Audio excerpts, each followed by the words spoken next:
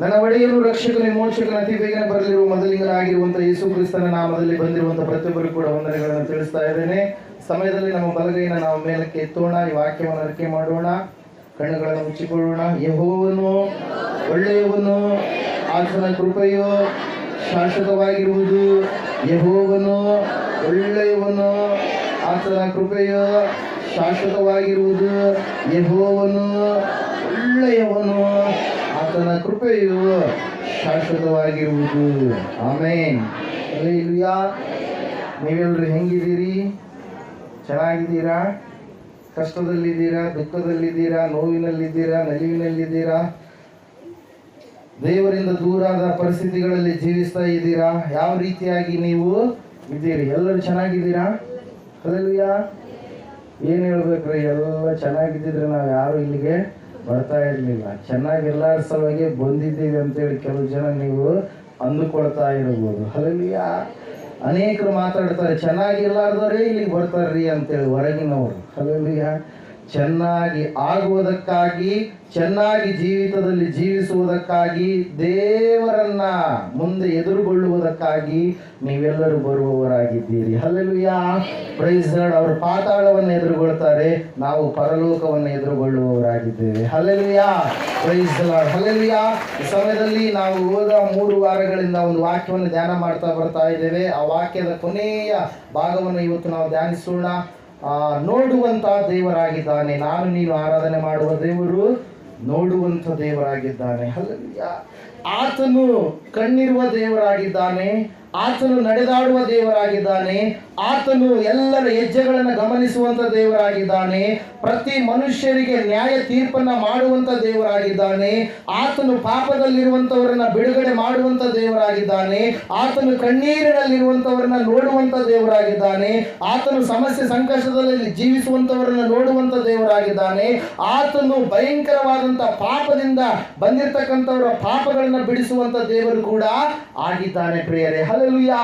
ದೇವರ ವಾಕ್ಯ ಹೇಳ್ತಾ ಇದೆ, ಸತ್ಯವೇದ ಹೇಳ್ತಾ ಇದೆ, ಆತನ ಹೆಸರು ಎಲ್ ರೋಹಿ ಎಂಬುದಾಗಿ. ಹಲ್ಲೆಲೂಯಾ. ಆತನ ಹೆಸರು ಏನಾಗಿದೆ? ಎಲ್ ರೋಹಿ, ಅಂದರೆ ನೋಡುವ ದೇವರು.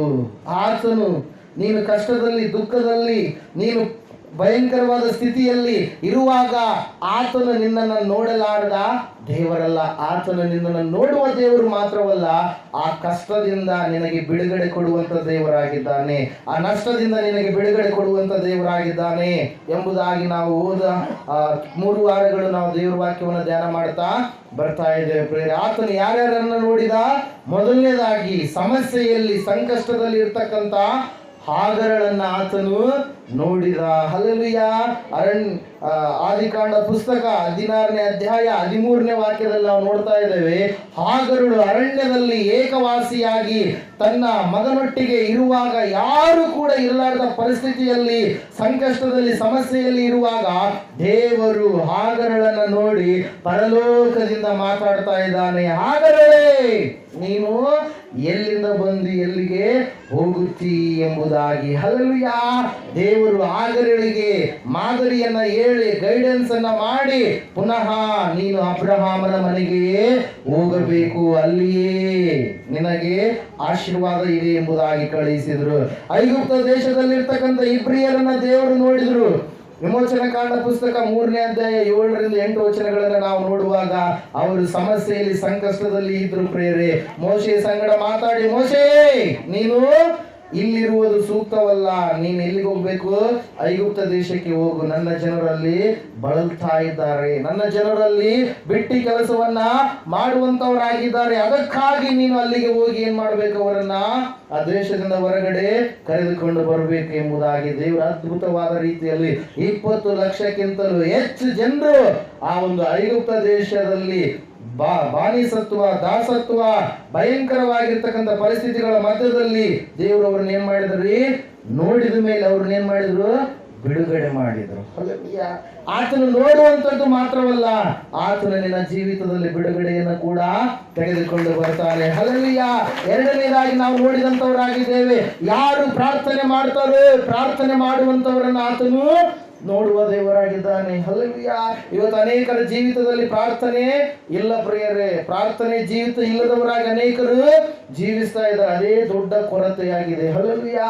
ನಮಗೆ ಆಶೀರ್ವಾದವನ್ನ ತರುವಂಥದ್ದು ಯಾವುದ್ರಿ? ಚೆಕ್ ಯಾವುದು? ನಮಗೆ ಚೆಕ್ ಬರೀತಾರೆ.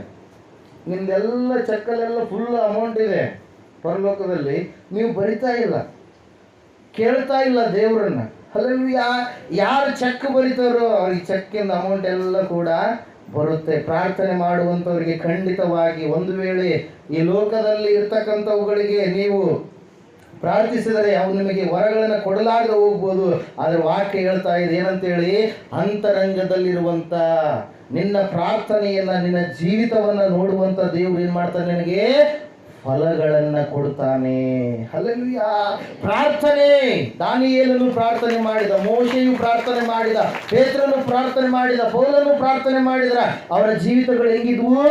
ಆಶೀರ್ವಾದಕರವಾಗಿದ್ದು. ಅವರು ಒಬ್ರು ಮಾತ್ರವಲ್ಲ, ಇನ್ನ ಇತರರಿಗೂ ಕೂಡ ಒಳ್ಳೆಯ ರೀತಿಯಲ್ಲಿ, ಮಾದರಿಕರವಾದ ರೀತಿಯಲ್ಲಿ ಇರುವ ಹಾಗೆ ದೇವರು ಅವರನ್ನ ಮಾಡಿದ ಪ್ರಿಯರೇ. ಹಲ್ಲೆಲೂಯಾ. ಅದರ ಸಲುವಾಗಿ ಪ್ರಾರ್ಥನೆ ಅನ್ನೋದು ಬಹಳ ಪ್ರಾಮುಖ್ಯ. ವೈಯಕ್ತಿಕ ಪ್ರಾರ್ಥನೆ ಇರಬೇಕು, ಕುಟುಂಬ ಪ್ರಾರ್ಥನೆಯೂ ಕೂಡ ಇರಬೇಕು. 137ನೇ ಕೀರ್ತನೆಯಲ್ಲಿ ನಾವು ನೋಡ್ತಾ ಇದ್ದೇವೆ 17ನೇ ವಾಕ್ಯದಲ್ಲಿ, ನನ್ನ ಅಭಿಷಿಕ್ತನ ದೀಪವು ಉರಿಯುತ್ತಲೇ ಇರಬೇಕೆಂದು ನೇಮಿಸಿದ್ದೇನೆ. ಕೆಲವೊಬ್ರು ತಣ್ಣಗೆ ಮಾಡ್ಕೊಂಡ್ಬಿಡ್ತಾರೆ, ಕೆಲವೊಬ್ರು ಪ್ರಾರ್ಥನೆ ಜೀವಿತವನ್ನ ಕಡಿಮೆ ಮಾಡ್ಕೊಂಡ್ಬಿಡ್ತಾರೆ. ಎಷ್ಟು ಸರಿ ಮಾಡ್ತಾ ಇದ್ದೀವ್ರಿ, ನಮ್ಮ ಪ್ರಾರ್ಥನೆಗೆ ಉತ್ತರ ಸಿಗ್ತಾ ಇಲ್ಲ ಎಂಬುದಾಗಿ ಕೆಲವರು ಕಳವಳ ಪಡ್ತಾ ಇರ್ತಾರೆ. ಕಳವಳ ಪಡಬೇಡ, ನಿನ್ನ ಪ್ರಾರ್ಥನೆ ನಿಷ್ಫಲವಾಗುವುದಿಲ್ಲ. ನಿನ್ನ ಪ್ರಾರ್ಥನೆಗೆ ದೇವರು ಉತ್ತರವನ್ನ ಕೊಡ್ತಾ ಇದ್ದಾನೆ. ಹಲ್ಲೆಲೂಯಾ.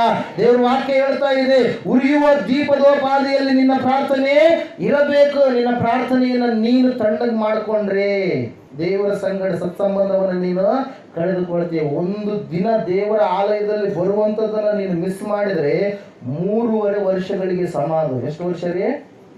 3.5 ವರ್ಷ. ಗೊತ್ತಾಗತ್ರ? ಅದ್ರ ಸಲ 84ನೇ ಕೀರ್ತನೆ ಇಲ್ಲಿ ನೋಡ್ರಿ ಆ ಮಾತು. ಹಲ್ಲೆಲೂಯಾ. ಇಲ್ಲಿ ನಾವು ನೋಡ್ತಾ ಇದ್ದೇವೆ ಪ್ರಿಯರೇ, ಪ್ರಾರ್ಥನೆ ಮಾಡುವವರನ್ನ ದೇವರು ನೋಡ್ತಾನೆ. ಅವರ ಪ್ರಾರ್ಥನೆ ಕೇಳಿ ಅವರಿಗೆ ಫಲವನ್ನ ಕೊಡ್ತಾನೆ. 3ನೇದಾಗಿ ನಾವು ನೋಡಿದ್ದೀವಿ ಯಾರ ಕುರಿತಾಗಿ?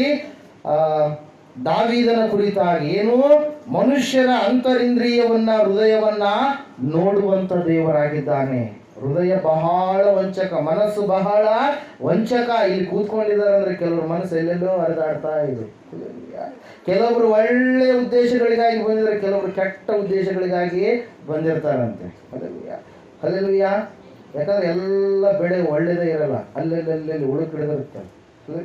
ಅದರಂಗೆ ಕೆಟ್ಟ ಉದ್ದೇಶಗಳಿಗಾಗಿಯೂ ಕೂಡ ಪ್ರಾರ್ಥಿಸುವಂತವರು ಇರ್ತಾರೆ. ಅದರ ಸಲುವಾಗಿ ವಾಕ್ಯ ಹೇಳ್ತಾ ಇದೆ ಏನಂತೇಳಿ, ಹೃದಯವು ಎಲ್ಲಕ್ಕಿಂತಲೂ ವಂಚಕ. ವಂಚನೆ ಹುಟ್ಟೋದು ಎಲ್ಲಿಂದ? ಹೃದಯದಿಂದ. ಮೇಲ್ಗಡೆ ಗಿರಣಿಯಲ್ಲಿ ಜೋಳ ಹಾಕಿದ್ರೆ ಜೋಳದ ಹಿಟ್ಟು ಬರುತ್ತೆ, ಗೋಧಿ ಹಾಕಿದ್ರೆ ಗೋಧಿ ಹಿಟ್ಟು ಬರುತ್ತೆ. ಜೋಳ ಹಾಕಿ ಗೋಧಿ ಹಿಟ್ಟು ಬಂದ್ರೆ ಬರುತ್ತಾ? ಇಲ್ಲಿ ಏನಿರುತ್ತೋ ಇಲ್ಲಿ ಕೂಡ ಅದೇ ಬರುವಂಥದ್ದು. ಮನಸ್ಸಿನಲ್ಲಿ ಏನಿರುತ್ತೋ ಬಾಯಿಯಲ್ಲಿ ಅದೇ ಬರುವಂಥದ್ದು. ಅದರ ಸಲುವಾಗಿ ಬಾಯಿ ಒಳಗಿಂದ ಬರುವಂಥ ವಿಷಯಗಳಿಗಾಗಿ ನೀವು ಜಾಗರೂಕತೆಯಿಂದ ಇರಬೇಕಂತ ಹೇಳಿ ಸ್ವಾಮಿಯವರು ಬೋಧಿಸ್ತಾ ಇದ್ದಾರೆ. ಬೇರೆ ಬಾಯಿ ಒಳಗಿಂದನೇ ಬರ್ತವೆ, ಬಾಯಿ ಒಳಗಡೆ ಹೋಗುವಂಥದ್ದಲ್ಲ. ಹಲ್ಲೆಲೂಯಾ. Praise lord. ಆ ವಿಷಯದ ಕುರಿತಾಗಿ ನೀವು ದೇವರು ದಾವೀದನ ಹೃದಯವನ್ನು ನೋಡಿದ. ದಾವೀದನ ಹೃದಯ ದೇವರಿಗೆ ಅನುಸಾರವಾದಂಥ ಹೃದಯವಾಗಿತ್ತು. ದೇವರು ಸಾಕ್ಷಿ ಕೊಟ್ಟ ಏನಂತೇಳಿ, ಅವರ ಅಣ್ಣಂದಿರು ಎಷ್ಟು ಜನ ಇದ್ರು? 7 ಜನ ಇದ್ರು. ಕೊನೆಯದವನು ದಾವೀದ. ಅಣ್ಣಂದ್ರೆ ಎಲ್ಲರೂ ಚೆನ್ನಾಗಿದ್ದಾರೆ, ನೋಡೋದಕ್ಕೆ ಅಂದವಾಗಿದ್ದಾರೆ, ದಷ್ಟಪುಷ್ಟರಾಗಿದ್ದಾರೆ, ಬಲಾಢ್ಯರಾಗಿದ್ದಾರೆ, ಒಳ್ಳೆಯ ಸೈನಿಕ ತರಬೇತಿಯನ್ನ ಹೊಂದಿದವರಾಗಿದ್ದಾರೆ. ಆದರೆ ರಾಜನಾಗುವುದಕ್ಕೆ ದೇವರು ಯಾರನ್ನ ಆರಿಸಿಕೊಂಡ? ಅಡವಿಯಲ್ಲಿ ಕುರಿಗಳನ್ನ ಕಾಯುವಂತ ದಾವೀದನನ್ನ. ಇವರ ಹೃದಯದಲ್ಲೆಲ್ಲ ಬರೀ ಏನ್ ತುಂಬಿದರೆ? ಲೋಕದ ಆಶೆಗಳು ತುಂಬಿದಾವೆ. ದಾವೀದನ ಹೃದಯದಲ್ಲಿ ದೇವರು ತುಂಬಿದ್ದಾನೆ. ಹಲ್ಲೆಲೂಯಾ.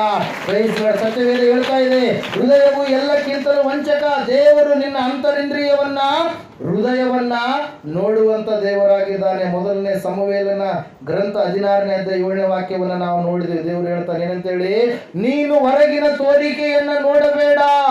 ನಾನು ಮನುಷ್ಯರ ಹಾಗೆ ಹೊರಗಿನ ತೋರಿಕೆಯನ್ನು ನೋಡುವುದಿಲ್ಲ, ನಾನು ಅವರ ಹೃದಯವನ್ನೇ ನೋಡುವ ದೇವರಾಗಿದ್ದೇನೆ. ಹಲ್ಲೆಲೂಯಾ.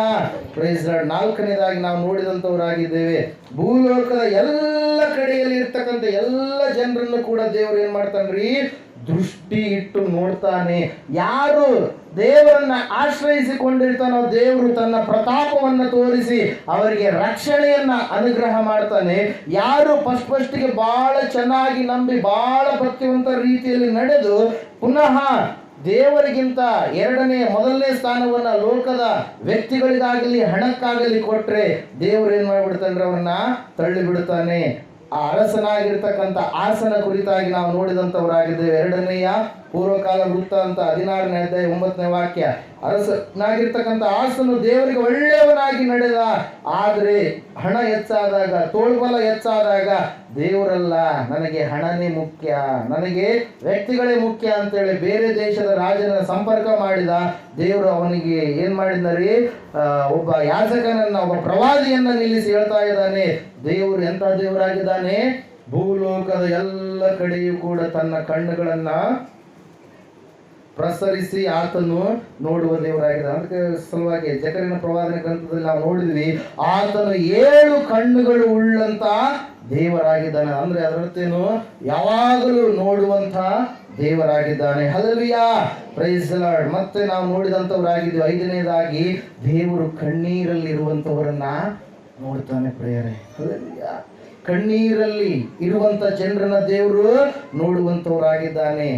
2ನೇ ಅರಸುಗಳ ಪುಸ್ತಕ 20ನೇ ಅಧ್ಯಾಯ 5ನೇ ವಾಕ್ಯದಲ್ಲಿ ನಾವು ನೋಡಿದ್ವಿ, ಹಿಜ್ಕೀಯನು ಅಳ್ತಾ ಇದ್ದಾನೆ. ಯಾವುದಕ್ಕಾಗಿ? ತಾನು ಸಾಯುವಂತ ವೇಳೆ ಬಹಳ ಸಮೀಪವಾಯಿತು. ಪ್ರವಾದಿಯಾಗಿರ್ತಕ್ಕಂಥ ಯೆಶಾಯನು ಬಂದು ಹೇಳ್ತಾ ಇದ್ದಾನೆ, ನಿನ್ನ ಮನೆಯನ್ನು ನೀನು ಸರಿ ಮಾಡ್ಕೋ, ನೀನು ಸಾವಿಗೆ ಬಹಳ ಸಮೀಪವಾಗಿದ್ದೀ, ದೇವರು ಹೇಳ್ತಾ ಇದ್ದಾನೆ ಎಂಬುದಾಗಿ. ಅವಾಗ ಬಿಕ್ಕಳಿಸಿ ಅಳುತ್ತಾ ಗೋಡೆ ಕಡೆಗೆ ತಿರುಗಿ ಪ್ರಾರ್ಥನೆಯನ್ನ ಮಾಡ್ತಾ ಇದ್ದಾನೆ. ಅದ್ರ ಸಲುವಾಗಿ ದೇವ್ರ ವಾಕ್ಯ ಹೇಳ್ತಾ ಇದೆ, ಏನಂತ ಹೇಳಿ, ನಾನು ನಿನ್ನ ಪ್ರಾರ್ಥನೆಯನ್ನ ಕೇಳಿದ್ದೇನೆ, ನಿನ್ನ ಕಣ್ಣೀರನ್ನ ನೋಡಿದ್ದೇನೆ, ನೀನು ಗುಣ ಹೊಂದಿ ನಾಡದು ನನ್ನ ಆಲಯಕ್ಕೆ ಬರ್ತೀಯ. ಎಲ್ಲಿ ಬರ್ತೀಯ? ಆಲಯಕ್ಕೆ ಬರ್ತೀಯ ಎಂಬುದಾಗಿ. 15 ವರ್ಷಗಳ ಆಯುಷ್ಯನ ದೇವರು ಹೆಚ್ಚಿಗೆ ಕೊಟ್ಟರು ಪ್ರಿಯರೇ. ಯಾರಿಗೆ? ಹಿಜ್ಕೀಯನಿಗೆ. ಹಲ್ಲೆಲೂಯಾ. 2ನೇದಾಗಿ ಹಾಗರಳು ಅಳುತ್ತಾ ಇದ್ದಾಳೆ. ಯಾಕೆ? ಮಗು ಸಾಯ್ತಾ ಇದೆ, ಕಣ್ಣು ಮುಂದಗಡೆ ಎತ್ತಂತ ಮಗನು ಸಾಯ್ತಾ ಇದ್ದಾನೆ. ಅದ್ರ ಸಲುವಾಗಿ ಹಾಗರಳು ಅಳುವಾಗ ಆದಿಕಾಂಡ ಪುಸ್ತಕ 21ನೇ ಅಧ್ಯಾಯ 14-15 ವಾಕ್ಯ ನಾವು ನೋಡುವಾಗ ದೇವರು ಹಾಗರಳೊಟ್ಟಿಗೆ ಮಾತನಾಡಿ ದೇವರು ಹೇಳ್ತಾ ಇದ್ದಾನೆ, ಹಾಗರಳೆ ಆ ಕಡೆ ಈ ಕಡೆ ಬೇರ್ಷೆಬ ಅರಣ್ಯದಲ್ಲಿ ಯಾಕೆ ತಿರುಗ್ತಾ ಇದೀಯಾ? ಅಲ್ಲಿಯೇ ಏನಿದೆ? ಬಾವಿ ಇದೆ ನೋಡು. ಹಲ್ಲೆಲೂಯಾ. ಅಬ್ರಹಾಮ ಏನ್ ಕೊಟ್ಟ? ಒಂದು ತಿತ್ತಿ ನೀರು ಕೊಟ್ಟ. ಆದರೆ ದೇವರು ಏನು ಕೊಟ್ಟನರಿ? ಕುಡಿಯುವುದಕ್ಕಾಗಿ ಒಂದು ಬಾವಿಯನ್ನೇ ಕೊಟ್ಟ. ಎಷ್ಟನ್ನ ನೀರು ಕೊಡಲಿ, ದೇವರು ಕೊಡುವಂಥದ್ದು ಹೆಂಗಿರುತ್ತೆ? ಆಶ್ಚರ್ಯಕರವಾಗಿರುತ್ತೆ. ಹಲ್ಲೆಲೂಯಾ. ಸ್ವಲ್ಪ ಕೊಡೋದಿಲ್ಲ. ಅದರ ಸಲುವಾಗಿ ಅದರ ಅನುಭವವನ್ನು ಹೊಂದಿರತಕ್ಕಂಥ ದಾವೀದನು ಹೇಳ್ತಾನೆ, ಕೀರ್ತನೆಗಾರನಾಗಿರ್ತಕ್ಕಂಥ ದಾವೀದನು 23ನೇ ಕೀರ್ತನೆಯಲ್ಲಿ ಹೇಳ್ತಾನೆ, ನೀನು ನನ್ನ ವೈರಿಗಳ ಮುಂದೆಯೇ ಔತಣವನ್ನ ಸಿದ್ಧಪಡಿಸುತ್ತಿ, ನನ್ನ ತಲೆಗೆ ತೈಲವನ್ನ ಹಚ್ಚಿಸುತ್ತಿ, ನನ್ನ ಪಾತ್ರೆಯು ತುಂಬಿ ಹೊರಸೂಸುತ್ತದೆ. ನೀವು ನೀರಿಗೆ ಹೋಗಿ ಇರ್ತೀವಿ, ಇವಾಗೆಲ್ಲ ಬೋರಿಂಗ್ಗಳೆಲ್ಲ ಕಡಿಮೆ. ನೀರಿಗೆ ಹೋದ ಸಂದರ್ಭದಲ್ಲಿ ಅರ್ಧ ಕೂಡ ತರ್ತೀರಿ, ನೀವು ಏನು ಮಾಡ್ತೀರಿ? ಅದು ಸ್ವಲ್ಪ ಇದ್ರೂ ಕೂಡ, ಅಲ್ಲಿ ಬಂದರೂ ಕೂಡ ಕಂಠ ಪೂರ್ತಿ ತುಂಬುವವರೆಗೆ ನೀವು ಬಿಡೋದಿಲ್ಲ. ಹೋಗುವಾಗ ತಗೊಂಡು ಬರುವಾಗ ಒಂದು ವೇಳೆ ಇಲ್ಲಾದ್ರು ಏನಾಗ್ತವೆ, ಚೆಲ್ಲಬಹುದೇನೋ ಅಂತೇಳಿ ಏನು ಮಾಡ್ತೀರಿ? ನೀವು ಕಂಠ ಪೂರ್ತಿ ತಗೊಂಡ್ಬರ್ತೀರ. ಅದರಂಗೆ ದೇವ್ರು ಏನು ಮಾಡ್ತಾನೆ? ನಿಮ್ಮನ್ನ ತುಂಬಿ ತುಳುಕುವ ಹಾಗೆ ಮಾಡುವ ದೇವರಾಗಿದ್ದಾನೆ. ಹಲ್ಲೆಲೂಯಾ. ಸತ್ಯವೇದ ಹೇಳ್ತಾ ಇದೆ ಪ್ರಿಯರೇ, ಹಾಗರಳು ಅತ್ತಳು ದೇವರು ಹಾಗರಳ ಕಣ್ಣೀರನ್ನು ನೋಡಿದ, ಅದ್ಭುತವಾಗಿ ಒಂದು ದೊಡ್ಡ ಜನಾಂಗವಾಗುವಂತೆ ದೇವರು ಅವರನ್ನ ಮಾಡಿದ ಪ್ರಿಯರೇ. ಹಲ್ಲೆಲೂಯಾ. ಅದೇ ರೀತಿಯಾಗಿ ನಾವು ನೋಡಿದ್ದೇವೆ, ಹನ್ನಳು ಕೂಡ ದೇವಾಲಯಕ್ಕೆ ಬಂದು ಕಣ್ಣೀರಿನಿಂದ ಅಳ್ತಾ ಇದ್ದಾಳೆ. ಯಾವುದಕ್ಕಾಗಿ? ಮಕ್ಕಳಿಗಾಗಿ. ದೇವರೇ ಸಂತಾನ ಭಾಗ್ಯವನ್ನು ನೀನು ಕೊಡಲೇಬೇಕು. ಕೊಡುವಂತ ಮಗುವನ್ನ ನಾವೇನ್ ಮಾಡ್ತೀವಿ? ನಿನಗೆ ಸಮರ್ಪಣೆ ಮಾಡ್ತೀವಿ. ಹಲ್ಲೆಲೂಯಾ. ಆ ಪ್ರಾರ್ಥನೆ ಮಾಡಿದ್ಲು, ಕಣ್ಣೀರಿನಿಂದ ಮಾಡಿದ್ಲು. ದೇವರ ವಾಕ್ಯ ಹೇಳ್ತಾ ಇದೆ, ದೇವರು ಹಾಗರಳ ಕಣ್ಣೀರನ್ನು ನೋಡಿ, ದೇವರು ಹನ್ನಳ ಕಣ್ಣೀರನ್ನು ನೋಡಿ, ಹನ್ನಳನ್ನ ದೇವರು ಜ್ಞಾಪಕ ಮಾಡಿಕೊಂಡು ಅದ್ಭುತವಾಗಿ ನೆಕ್ಸ್ಟ್ ವರ್ಷದಲ್ಲಿ ಆಕೆ ಗರ್ಭಿಣಿಯಾಗಿ ಮಗುವನ್ನ ಎತ್ತಳು ಎಂಬುದಾಗಿ ನಾವು ನೋಡ್ತಾ ಇದ್ವಿ. 5 ವರ್ಷಗಳ ನಂತರ ಆಲಯಕ್ಕೆ ಬಂದು ಆಕೆ ದೇವರಿಗೆ ಸಮರ್ಪಣೆ ಮಾಡಿದ್ಲು. ಆತನೇ ದೊಡ್ಡ ಪ್ರವಾದಿಯಾದ ಸಮುವೇಲನು. ಹಲ್ಲೆಲೂಯಾ. ಎಲ್ಲ ಕಾರ್ಯಗಳು ದೇವರು ಅವರನ್ನ ನೋಡಿದ ಮೇಲೆ ದೇವರು ಮಾಡಿರುವಂತವುಗಳು. ಹಲ್ಲೆಲೂಯಾ. ಇವತ್ತು 3 ಅಂಶಗಳನ್ನು ನಾವು ಬೇಗ ಬೇಗ ನೋಡೋಣ, ಸಮಯ ಬಹಳ ಆಗಿದೆ. 6ನೇದಾಗಿ ದೇವರು ಇನ್ನೂ ಯಾರನ್ನ ನೋಡ್ತಾನೆ? ಆದಿಕಾಂಡ ಪುಸ್ತಕ 29ನೇ ಅಧ್ಯಾಯ 31 32 ವಾಕ್ಯ, 31 ಮತ್ತು 32 ವಾಕ್ಯ.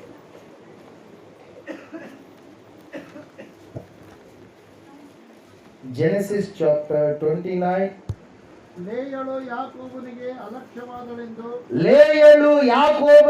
ಅಲಕ್ಷ್ಯವಾದಳೆಂದು ಯೆಹೋವನು ನೋಡಿ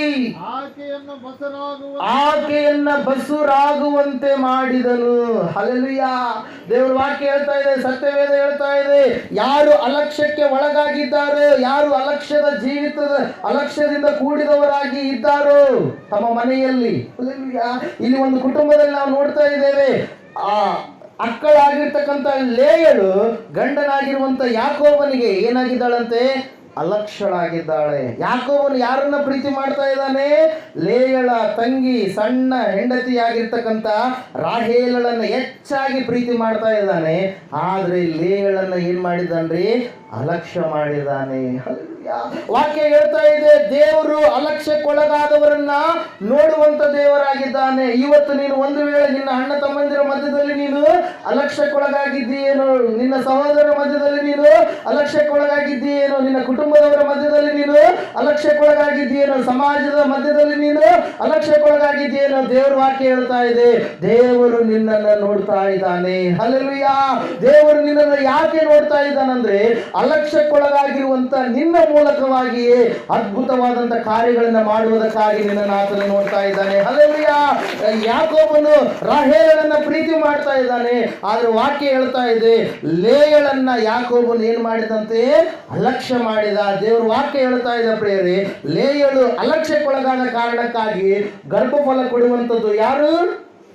ದೇವರು. ಹಲ್ಲೆಲೂಯಾ. ಆತನ ಗರ್ಭಫಲ ಯಾರಿಗೆ ಕೊಟ್ಟ?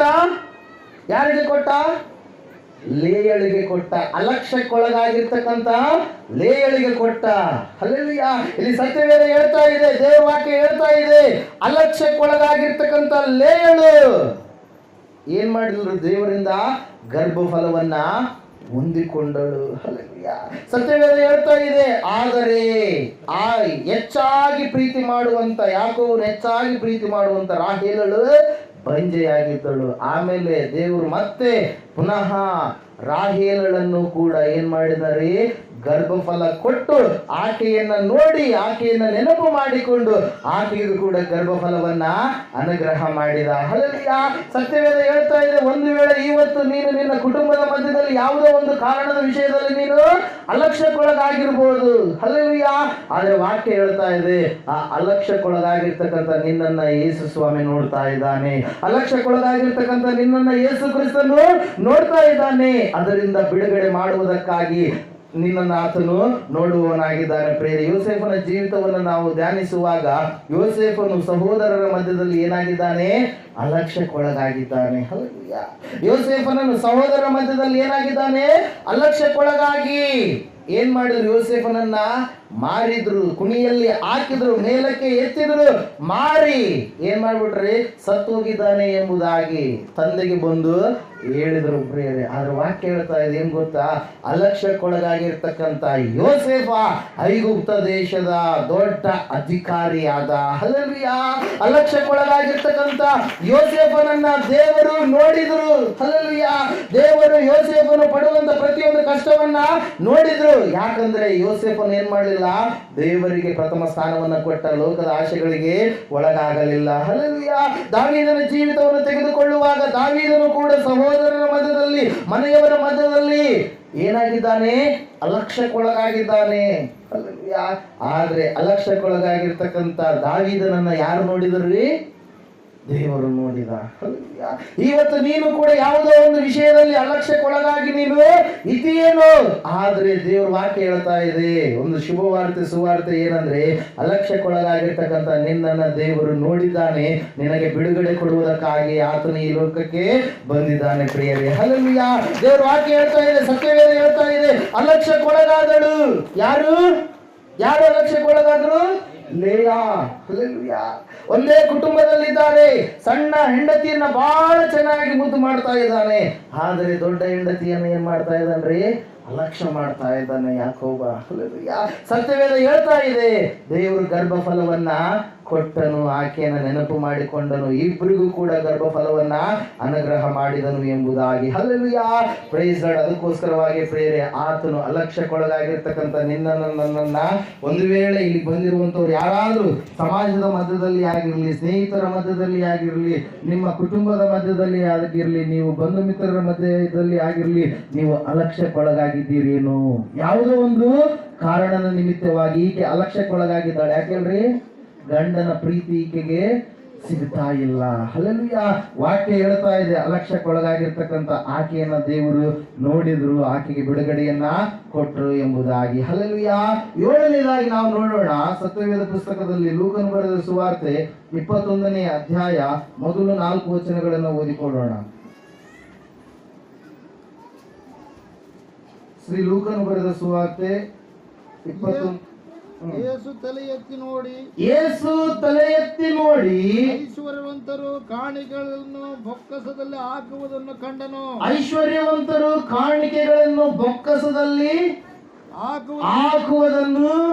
ಕಂಡನು.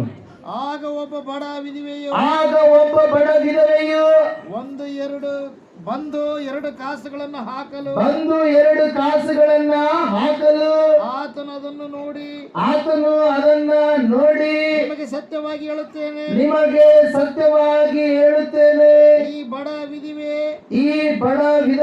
ಎಲ್ಲರಿಗಿಂತಲೂ ಹೆಚ್ಚು ಹಾಕಿದ್ದಾಳೆ. ಎಲ್ಲರಿಗಿಂತಲೂ ಏನ್ ಮಾಡಿದಾಳಂತೆ? ಹೆಚ್ಚು ಹಾಕಿದಾಳಂತೆ. ಹಲ್ಲೆಲೂಯಾ. ಏಸಪ್ಪ ಏನನ್ನು ನೋಡ್ತಾ ಇದ್ದಾನೆ ಈ ಸಮಯದಲ್ಲಿ? ಏನನ್ನು ನೋಡ್ತಾ ಇದ್ದಾನ್ರಿ? ಕಾಣಿಕೆ ಹಾಕುವವರನ್ನು ನೋಡ್ತಾ ಇದ್ದಾನೆ. ಕಾಣಿಕೆ ಬಂದು ಎಲ್ಲರೂ ಹಾಕ್ತಾ ಇದ್ದಾರೆ. ಎಲ್ಲಿ ಹಾಕ್ತಾ ಇದ್ದಾರೆ? ಕಾಣಿಕೆ ಹುಂಡಿಯಲ್ಲಿ ಹಾಕ್ತಾ ಇದ್ದಾರೆ. ಏಸಪ್ಪ ತಲೆ ಎತ್ತಿ ಏನ್ ಮಾಡ್ತಾ ಇದ್ದಾನೆ? ಕಾಣಿಕೆ ಹಾಕುವಂತವ್ರೆಲ್ಲರನ್ನು ನೋಡ್ತಾ ಇದ್ದಾನೆ. ನೋಡಿದ ತಕ್ಷಣ ಐಶ್ವರ್ಯವಂತರು ಬಂದ್ರು, ಅವ್ರು ಕಾಣಿಕೆಯನ್ನ ಹಾಕಿದ್ರು. ಅವ್ರು ಹೆಂಗ್ ಕಾಣಿಕೆ ಹಾಕಿದ್ರು ಅಂತೇಳಿ ಸ್ವಾಮಿ ಅವ್ರು ಹೇಳ್ತಾ ಇದ್ದಾರೆ, ಉಂಡು ತಿಂದು ಎಲ್ಲ ಮಿಗ್ಲಾಸ್ ಆಗಿರುವಂತವ್ರು. ಐಶ್ವರ್ಯವಂತರು ಹೆಂಗಿರ್ತಾರೆ?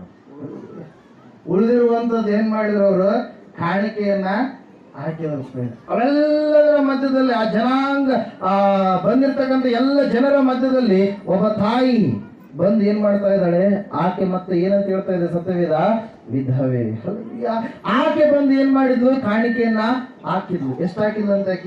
2 ಕಾಸುಗಳನ್ನ ಹಾಕಿದ್ಲು. ಹಾಕಿದಾಗ ವಾಕ್ಯ ಹೇಳ್ತಾ ಇದೆ ಏನಂತೇಳಿ? ಎಲ್ಲರಿಗಿಂತಲೂ ಈಕೆಯೇ ಹೆಚ್ಚಾಗಿ ಕಾಣಿಕೆಯನ್ನ ಹಾಕಿದಳು ಎಂಬುದಾಗಿ. ಯಾಕೆ ಹೇಳ್ರಿ? ಅವರೆಲ್ಲರೂ ಉಳಿದಿರುವಂತದ್ದನ್ನ ಹಾಕಿದ್ದಾಳೆ, ಆದರೆ ಈಕೆ ತನ್ನಲ್ಲಿರುವಂತದ್ದೆಲ್ಲವನ್ನ ಯಾರಿಗೆ ಕೊಟ್ಟಿದ್ದಾಳೆ? ದೇವರಿಗೆ ಕೊಟ್ಟಿದ್ದಾಳೆ. ದೇವರ ವಾಕ್ಯ ಹೇಳ್ತಾ ಇದೆ, ಸತ್ಯವೇದ ಹೇಳ್ತಾ ಇದೆ, ಕಾಣಿಕೆಯನ್ನ ಹಾಕುವವರೇ ದೇವರು ನಿಮ್ಮನ್ನ ನೋಡ್ತಾ ಇದ್ದಾನೆ. ಹಲ್ಲೆಲೂಯಾ. ಸತ್ಯವೇದ ಹೇಳ್ತಾ ಇದೆ, ಕಾಣಿಕೆಯನ್ನ ಹಾಕುವಾಗ ಬಲಾತ್ಕಾರದಿಂದ ಹಾಕಬಾರ್ದು. ಹಲ್ಲೆಲೂಯಾ. ಕಾಣಿಕೆ ಹಾಕುವಾಗ ಒಂದು ನಿರ್ಧಾರವನ್ನು ತೆಗೆದುಕೊಂಡು ಅಷ್ಟೇ ಹಾಕಬೇಕಂತೇಳಿ ಅಂದುಕೊಂಡು ನೀನು ಹಾಕುವನಾಗಿರ್ಬೇಕು. ಅದು ದೇವರ ಪ್ರೇರೇಪಣೆ ಇದ್ದಾಗ ಮಾತ್ರ. ಹಲ್ಲೆಲೂಯಾ. Praise Lord. ಒಂದ್ಸಾರಿ ಒಬ್ಬ ವ್ಯಕ್ತಿ ಏನ್ ಮಾಡ್ತಾನೆ ಅಂದ್ರೆ, ಹೋಗ್ತಾ ಇರ್ತಾನೆ, ಬೇಡ್ಕೊಳ್ತಾನೆ ದೇವರನ್ನ, ದೇವರೇ 50 ರೂಪಾಯಿ ನನಗೆ ಸಿಕ್ಕರೆ, ನಾನು ದುಡಿದ ಮೇಲೆ ಸಿಕ್ಕರೆ ನನಗೆ 50 ರೂಪಾಯಿ, 100 ರೂಪಾಯಿ ಸಿಕ್ಕರೆ 50 ರೂಪಾಯಿ ನಿನಗೆ, 50 ರೂಪಾಯಿ ನನಗೆ ಅಂತೇಳಿ ಏನ್ ಮಾಡ್ತಾನ್ರಿ? ಅವನ ಅರಿಕೆಯನ್ನ ಮಾಡಿ, ಪ್ರಾರ್ಥನೆಯನ್ನ ಮಾಡಿ ಮುಂದೆ ಹೋಗ್ತಾ ಇರ್ತಾನೆ. ಹೋಗ್ಬೇಕಾದ್ರೆ ಸಡನ್ ಆಗಿ ಆತನಿಗೆ ಎಷ್ಟು ಸಿಕ್ತು? ಕರೆಕ್ಟ್ ಆಗಿ ಎಷ್ಟು ಸಿಕ್ತ್ರಿ? 50 ರೂಪಾಯಿ ಸಿಕ್ತು.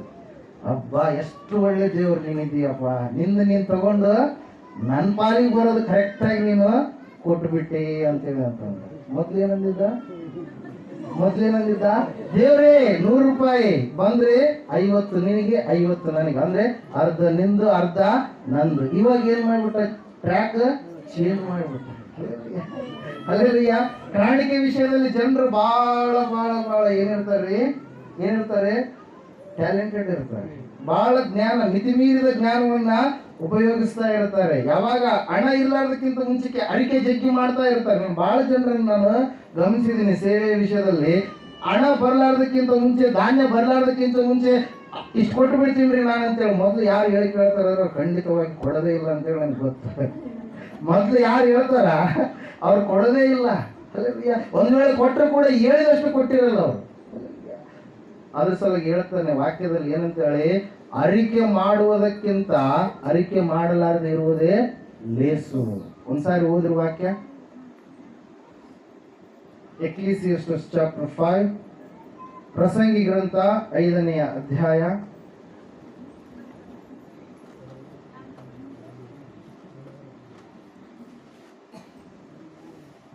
4ನೇ ವಚನ. ನೀನು ದೇವರಿಗೆ ಹರಿಕೆಯನ್ನು ಕಟ್ಟಿದರೆ ಅದನ್ನು ತೀರಿಸಲು ತಡ ಮಾಡಬೇಡ. ಆತನು ಮೂಢರಿಗೆ ಒಲಿಯನು. ನಿನ್ನ ಹರಕೆಯನ್ನು ಒಪ್ಪಿಸು. ನೀನು ಹರಿಸಿಕೊಂಡು ತೀರಿಸದೇ ಇರುವುದಕ್ಕಿಂತ ಹರಕೆ ಮಾಡಿಕೊಳ್ಳದೆ ಇರುವುದು ವಾಸಿ. ನಿನ್ನ ಬಾಯಿ ನಿನ್ನನ್ನು ಪಾಪಕ್ಕೆ ಗುರಿ ಮಾಡದಂತೆ ನೋಡಿಕೋ. ಇದು ಅಜಾಗ್ರತೆಯಿಂದಾಯಿತೆಂದು ದೂತನ ಮುಂದೆ ಹೇಳಬೇಡ. ದೇವರು ನಿನ್ನ ಮಾತಿಗೆ ರೋಷಗೊಂಡು ನಿನ್ನ ಕೈಗೆಲಸವನ್ನು ಏಕೆ ಹಾಳು ಮಾಡಬೇಕು? ಹಲ್ಲೆಲೂಯಾ. ಹೇಳ್ತಾ ಇರ್ತಾರೆ, ಇಷ್ಟು ಕೊಟ್ಟಿದ್ದೀನಿ ನಾನು ದೇವರಿಗೆ. ದೇವರು ನಿನ್ಗೆ ಎಷ್ಟು ಕೊಟ್ಟರು ಕೂಡ ನೀನು ಕಡಿಮೆ. ಆತ ನಿನ್ಗೆ ಇರೋದಕ್ಕೆ ಭೂಮಿ ಕೊಟ್ಟಿದ್ದಾನೆ. ಹಲ್ಲೆಲೂಯಾ.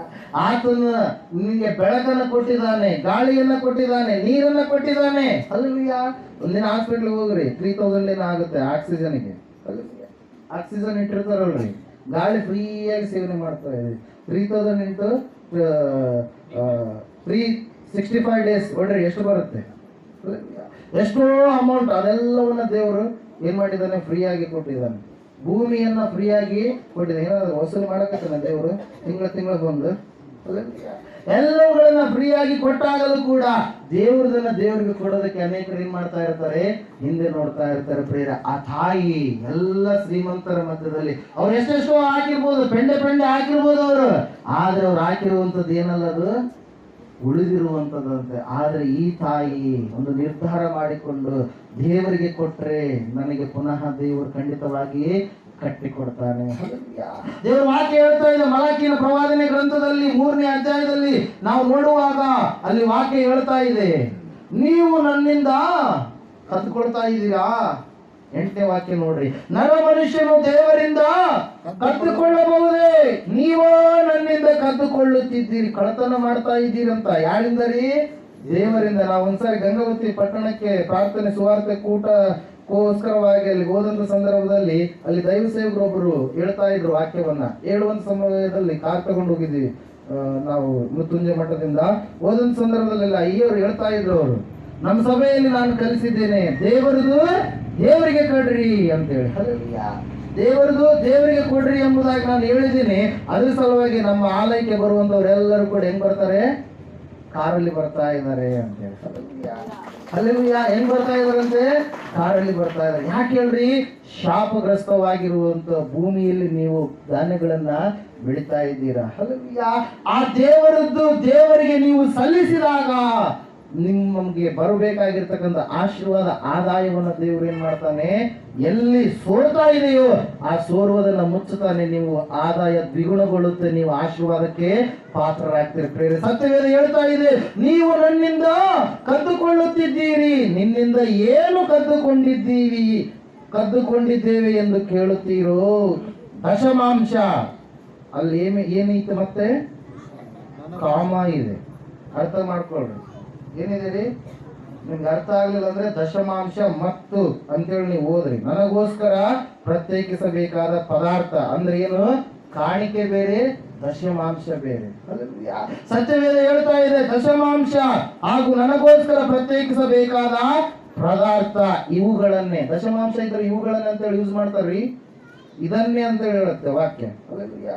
ಯಾಕಂದ್ರೆ ಅಲ್ಲಿ ಎರಡಿದಾವೆ, ಅದರ ಸಲುವಾಗಿ ಬಹುವಚನವನ್ನ ಬಳಸಿರುವಂತದ್ದು. ಸತ್ಯವೇದ ಹೇಳ್ತಾ ಇದೆ ಪ್ರಿಯರೇ, ನಿನ್ನಿಂದ ಏನು ಕದ್ದುಕೊಂಡಿದ್ದೇವೆ ಎಂದು ಕೇಳ್ತೀರೋ, ದಶಮಾಂಶ ನನಗೋಸ್ಕರ ಪ್ರತ್ಯೇಕಿಸಬೇಕಾದ ಪದಾರ್ಥ ಇವುಗಳನ್ನೇ.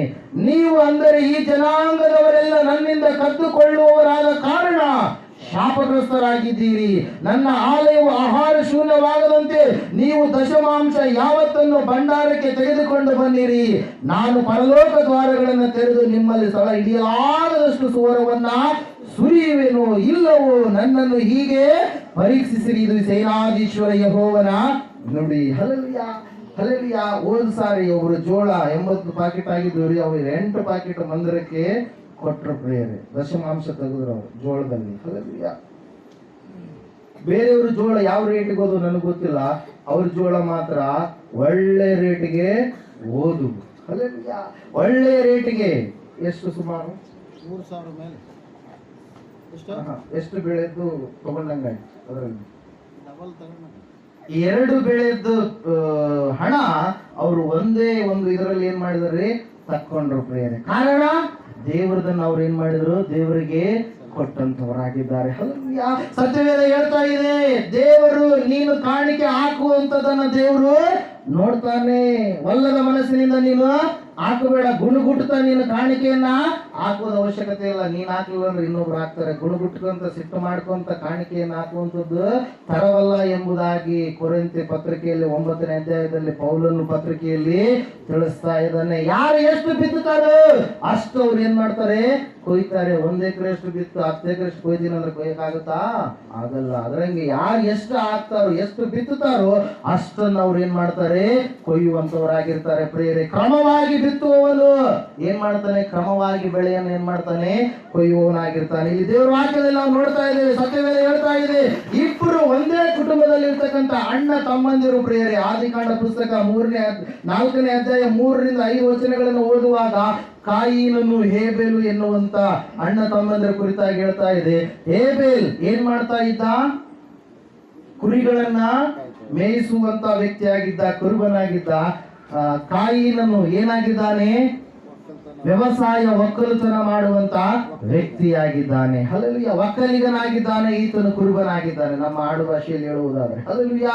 ಆ ಸಮಯದಲ್ಲಿ ಬೆಳೆ ಬಂತು. ಬೆಳೆ ಬಂದ ತಕ್ಷಣ ಅವ್ರಿಗೊಂದು ಉತ್ಸಾಹ, ನಾನು ದೇವರಿಗೆ ಸಮರ್ಪಣೆ ಮಾಡಬೇಕು, ದೇವರಿಗೆ ನಾನು ಕೊಡಬೇಕು ಅಂತೇಳಿ ಅಂದುಕೊಂಡು ಕಾಯಿನನ್ನು ಏನ್ ಮಾಡ್ತಾ ಇದ್ದಾನೆ, ಎಲ್ಲ ಬೆಳೆ ಕಟಾವು ಮಾಡಿದ್ಮೇಲೆ ತೆಗೆದ ಏನ್ ಮಾಡ್ತಾ ಇದ್ದಾನೆ, ದೇವರಿಗೆ ಕೊಡ್ತಾ ಇದ್ದಾನೆ.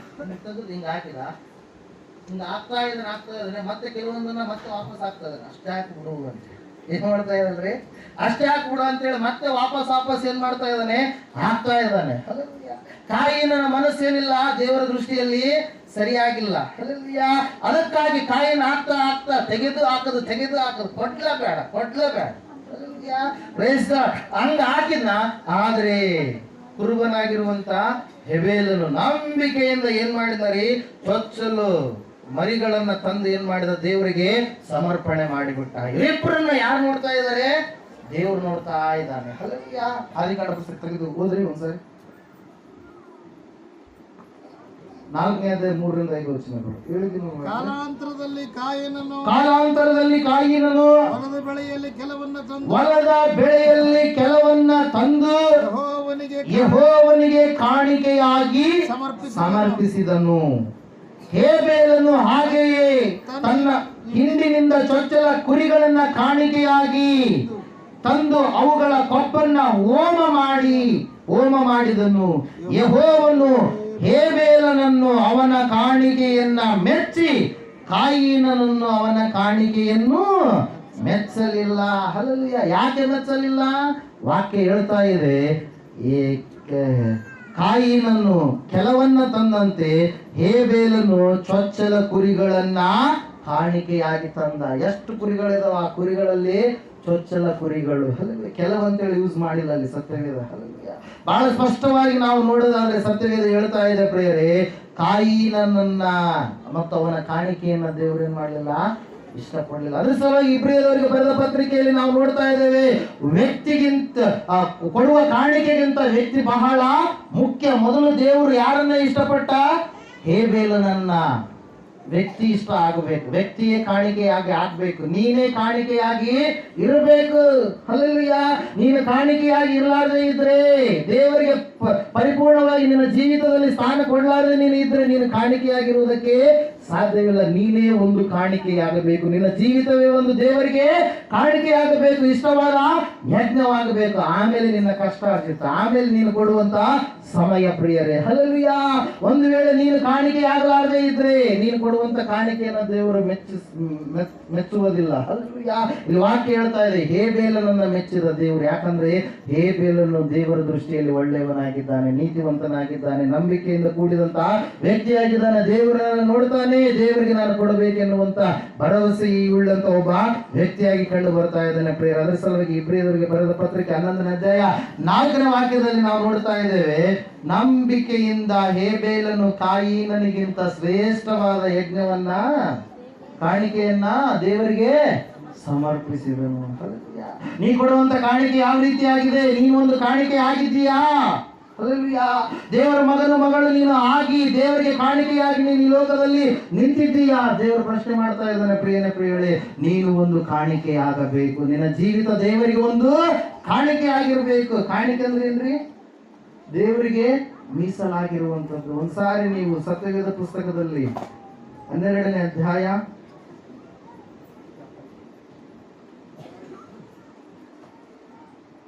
ರೋಮಾಪುರದವರಿಗೆ ಬರೆದ ಪತ್ರಕ್ಕೆ 1ನೇ ವಾಕ್ಯ, ಆದದರಿಂದ ಸಹೋದರರೇ, ದೇವರ ಕನಿಕರವನ್ನ ನಿಮ್ಮ ನೆನಪಿಗೆ ತಂದು ನಿಮ್ಮನ್ನ ಬೇಡಿಕೊಳ್ಳುವುದು ಏನೆಂದರೆ, ನೀವು ನಿಮ್ಮ ನಿಮ್ಮ ದೇಹಗಳನ್ನು ದೇವರಿಗೆ ಮೀಸಲಾಗಿಯೂ ಮೆಚ್ಚಿಕೆಯಾಗಿಯೂ ಇರುವ ಸಜೀವ ಯಜ್ಞವಾಗಿ ಅರ್ಪಿಸಿರಿ. ಇದೇ ನಿಮ್ಮ ವಿವೇಕ ಪೂರ್ವಕವಾದ ಆರಾಧನೆ, ಅದೇ ನಿಜವಾದ ಆರಾಧನೆ ಅಂತ.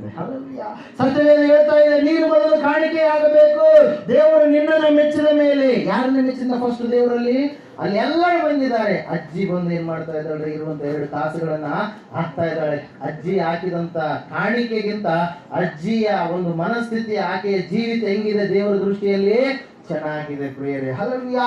ಸತ್ಯವೇದ ಹೇಳ್ತಾ ಇದೆ ಪ್ರಿಯರೇ, ಕಾಣಿಕೆ ಹಾಕುವಂತವರನ್ನ ದೇವರು ನೋಡ್ತಾ ಇದ್ದಾನೆ. ದೇವರ ವಾಕ್ಯ ಹೇಳ್ತಾ ಇದೆ, ಕಾಣಿಕೆಯನ್ನ ಕೊಟ್ಟಂತ ಆ ಮಕ್ಕಳ ಜೀವಿತದಲ್ಲಿ ಅವರ ಆಶೀರ್ವಾದವನ್ನ ಹೊಂದಿಕೊಂಡ್ರು ಪ್ರಿಯರೇ. ಇವತ್ತು ನೀ ಕೊಡುವಂತ ಕಾಣಿಕೆ ಯಾವ ರೀತಿಯಾಗಿದೆ? ಹಲ್ಲೆಲೂಯಾ. ಅರಿಕೆಯನ್ನ ಮಾಡಿ, ಅರಿಕೆಯನ್ನ ನೀನೇನ್ ಮಾಡಬೇಡ, ತಪ್ಪಿಸಬೇಡ. ದೇವರಿಗೆ ಮಾಡಿರುವಂತ ಅರಿಕೆಯನ್ನ ನೀನು ಸಲ್ಲಿಸಲಾರದೆ ಇರೋದಕ್ಕಿಂತ ಅರಿಕೆ ಮಾಡಲಾರದೆ ಇರುವುದೇ ಉತ್ತಮ ಎಂಬುದಾಗಿ ಸತ್ಯವೇದ ಹೇಳ್ತಾ ಇದೆ. ಹಲ್ಲೆಲೂಯಾ. ನಿದ್ದೆ ಮಾಡೋರೆಲ್ಲ ಗಟ್ಟಿಯಾಗಿ ಒಂದ್ಸರಿ ಚಪ್ಪಾಳೆ ಬಿಡ್ರಿ.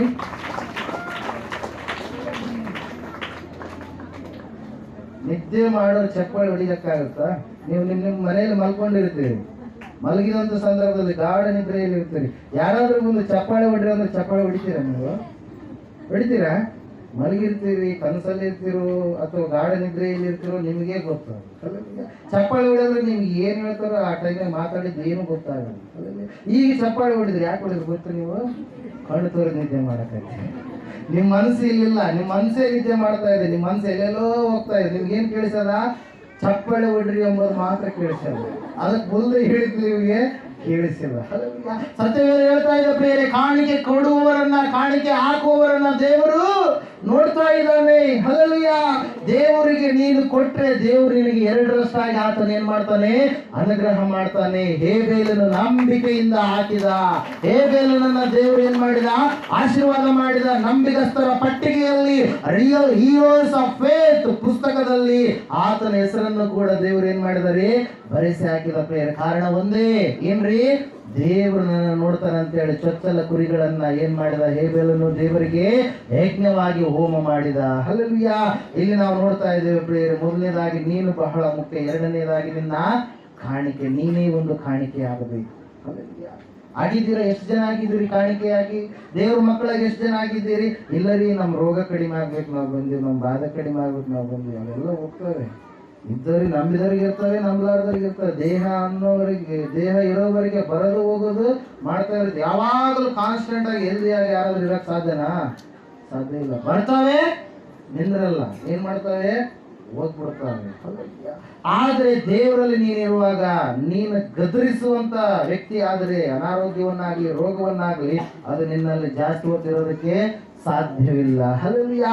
ಸತ್ಯವೇದ ಹೇಳ್ತಾ ಇದೆ ಪ್ರಿಯರೇ, ನೀನು ಕಾಣಿಕೆ ಆಗಬೇಕು, ನಿನ್ನ ಜೀವಿತ ಫಸ್ಟ್, ಆಮೇಲೆ ಏನ್ರಿ ನೀನು ಕೊಡುವಂತ ದೇವರಿಗೆ ಕೊಡುವಂತ ಸಮಯವೂ ಕೂಡ ಒಂದು ಕಾಣಿಕೆ ಆಗಿರ್ಬೇಕು. ಆಮೇಲೆ ಏನ್ರಿ ನೀನ್ ದುಡಿದಿರ್ತಕ್ಕಂಥ ಒಂದು ಕಷ್ಟಾರ್ಜಿತ. ಹಲ್ಲೆಲೂಯಾ. Praise lord. ಕೊನೆಯದಾಗಿ ದೇವರು ಇನ್ನು ಯಾರನ್ನ ನೋಡ್ತಾನೆ ನೋಡ್ರಿ. ಕೀರ್ತನೆಗಳು 14ನೇ ಕೀರ್ತನೆ ಮೊದಲು 2 ವಾಕ್ಯಗಳು. ಕೊನೆಯದಾಗಿ ಯಾರು ತನ್ನ ಸನ್ನಿಧಾನವನ್ನ ಅಪೇಕ್ಷಿಸುತ್ತಾರೋ ದೇವರು ಅವ್ರನ್ನ ಏನ್ ಮಾಡ್ತಾನಂತೆ, ನೋಡ್ತಾನಂತೆ. ಹಲ್ಲೆಲೂಯಾ. ಹೋದ್ರು ಒಂದ್ಸರಿ 14ನೇ ಕೀರ್ತನೆ ಮೊದಲು 2 ವಾಕ್ಯಗಳು. ದುರ್ಮತಿಗಳು ದೇವರಿಲ್ಲವೆಂದು ಮನಸ್ಸಿನಲ್ಲಿ ಅಂದುಕೊಳ್ಳುತ್ತಾರೆ. ಅವರು ಕೆಟ್ಟು ಹೋದವರು ಹೇಯ ಕೃತ್ಯಗಳನ್ನು ನಡೆಸುತ್ತಾರೆ. ಅವರಲ್ಲಿ ಒಳ್ಳೆಯದನ್ನ ಮಾಡುವವರೇ ಇಲ್ಲ.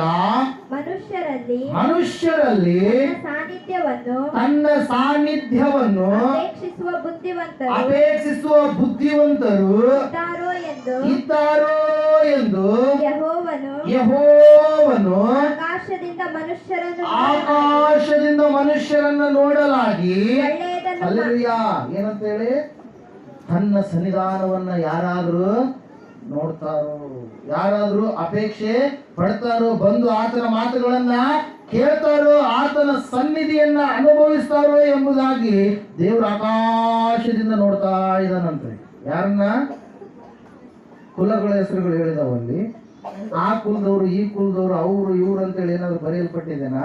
ಯಾರನ್ನರೇ? ಮನುಷ್ಯರನ್ನ. 2 ಕಾಲು 2 ಕೈ ಇರ್ತಾವಲ್ಲ ಅವ್ರನ್ನ. ಯಾಕಂದ್ರೆ ಈ ಕುಲ ಕುಲ ಕುಲ ಕುಲ ಅದ್ರ ಸಲ ಹೇಳ್ತಾರೆ ಒಬ್ಬ ದಾಸರು, ಏನಂತೇಳಿ, ಕುಲ ಕುಲವೆಂದು ಬಡಿದಾಡಬೇಡಿ ಉತ್ಸಪ್ಪಗಳಿರ, ಕುಲದ ನೆಲೆಯನ್ನೇನಾದರೂ ನೀವು ಬಲ್ಲಿರಾ, ಇರುವುದೊಂದೇ ಕುಲ, ಮಾನವ ಕುಲ. ಹಲ್ಲೆಲೂಯಾ. 2 ಜಾತಿ, ಗಂಡು ಹೆಣ್ಣು. ಹಲ್ಲೆಲೂಯಾ. Praise Lord. ಇವತ್ತು ನಾವು ನೋಡ್ತಾ ಇದ್ದೇವೆ ಪ್ರಿಯರೇ, ದೇವರು ಯಾರು ನೋಡ್ತಾ ಇದ್ದಾನೆ? ಮನುಷ್ಯರನ್ನು ನೋಡ್ತಾ ಇದ್ದಾನೆ. ಮನುಷ್ಯರನ್ನು ನೋಡ್ತಾ ಇರ್ಬೇಕಾದ್ರೆ ಮನುಷ್ಯರು ಅಂದುಕೊಳ್ತಾ ಇದ್ದಾರೆ, ದೇವರು ನಮ್ಮನ್ನ ಎಲ್ಲಿ ನೋಡ್ತಾನೆ? ದೇವರು ನಮ್ಮನ್ನು ನೋಡಲ್ಲ. ನಾವು ಎಂತ ಕೆಲಸಗಳನ್ನಾದ್ರೂ ಮಾಡ್ಬೋದು, ಬಾಯಿ ತಪ್ಪಿ ಏನಾದ್ರೂ ನಾವು ಮಾತಾಡ್ಬೋದು, ಸುಳ್ಳುಗಳನ್ನ ಮಾತಾಡ್ಬೋದು, ಕೆಟ್ಟ ಮಾತುಗಳನ್ನ ಮಾತಾಡ್ಬೋದು. ಹಲ್ಲೆಲೂಯಾ. ಇಲ್ಲಿದ್ದರಂಗೆ ಇರ್ಬೋದು, ಹೊರಗಡೆ ಹೋದಾಗ ಹೊರಗಡೆ ಇದ್ದವ್ರಂಗೆ ನಾವು ಇರ್ಬೋದು. ನಮ್ಗೇನು ಬರೋಕಿಲ್ಲ ಅನ್ನುವ ರೀತಿಯಲ್ಲಿ ಕೆಲವು ಜನರು ಜೀವಿಸ್ತಾ ಇರ್ತಾರೆ ಪ್ರೇರ. ಆದ್ರೆ ದೇವ್ರು ಏನ್ ಮಾಡ್ತಾ ಇದ್ದಾನೆ? ನೋಡ್ತಾ ಇದ್ದಾನೆ. ಹಲ್ಲೆಲೂಯಾ. ಹಲ್ಲೆಲೂಯಾ. ಭಾನುವಾರದ ಕ್ರೈಸ್ತನಾಗಿ ಇರಬೇಡ, ಜನರ ಮುಂದೆ ಆಕ್ಟಿಂಗ್ ಮಾಡಬೇಡ. ಭಾನುವಾರದ ಕ್ರೈಸ್ತನಾಗಿ ಇರಬೇಡ, ಜನರ ಮುಂದೆ ಆಕ್ಟಿಂಗ್ ಮಾಡಬೇಡ. ನಿಜವಾದ ಕ್ರೈಸ್ತನಾಗಿ ನೀ ಬಾಳು, ಲೋಕಕ್ಕೆ ಬೆಳಕಾಗಿ ನೀ ಬೆಳಕು. ನಿಜವಾದ ಕ್ರೈಸ್ತನಾಗಿ ನೀ ಬಾಳು, ಈ ಲೋಕಕ್ಕೆ ಬೆಳಕಾಗಿ ನೀ ಬೆಳಕು. ಯೇಸು ನಿನ್ನನ್ನು ನೋಡುವ, ನಿನ್ನ ಕಾರ್ಯಗಳ ಅರಿಯುವ. ಯೇಸು ನಿನ್ನನ್ನು ನೋಡುವ, ನಿನ್ನ ಕಾರ್ಯಗಳ ಅರಿಯುವ. ಭಾನುವಾರದ ಕ್ರೈಸ್ತನಾಗಿ ಇರಬೇಡ, ಜನರ ಮುಂದೆ ಆಕ್ಟಿಂಗ್ ಮಾಡಬೇಡ. ಭಾನುವಾರದ ಕ್ರೈಸ್ತನಾಗಿ ಇರಬೇಡ, ಜನರ ಮುಂದೆ ಆಕ್ಟಿಂಗ್ ಮಾಡಬೇಡ. ಇಲ್ಲಿ ಬಂದಾಗ ಬಹಳ ಭಕ್ತಿವಂತರ್ರಿ, ಕೈ ಜೋಡಿಸೋದೇ, ಮೊಣಕಾಲು ಹಾಕೋದೇನು, ಪ್ರಾರ್ಥನೆ ಮಾಡೋದೇನು, ಮಾತುಗಳ ಇಂಪು ಏನು. ಹೊರಗಡೆ ಹೋದ ಮೇಲೆ ನಿಜವಾದ ಬಣ್ಣ. ದೇವರು ನೋಡ್ತಾ ಇದ್ದಾನೆ ಪ್ರಿಯರೇ. ದೇವರು ವಾಕ್ಯ ಹೇಳ್ತಾ ಇದೆ, ದುರ್ಮತಿಗಳಂತೆ. ಯಾರು? ದೇವರಿಲ್ಲವೆಂದು ಮನಸ್ಸಿನಲ್ಲಿ ಅಂದುಕೊಳ್ಳುವವರು.